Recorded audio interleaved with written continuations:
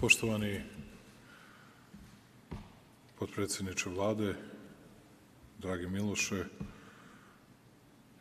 Kasija, Pavle, Tijana, Ljiljana, hvala vam što ste ovde.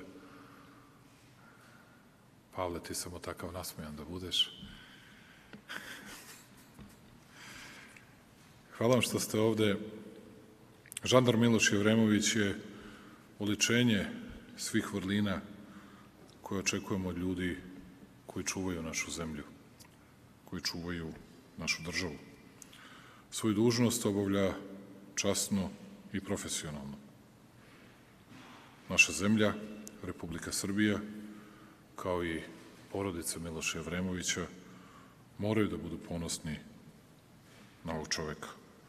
On je u isto vreme i heroj i žrtva u jednoj tragediji koje nije izmakao ni naš Beograd. Ta tragedija je globalnog karaktera i naziva se terorizam.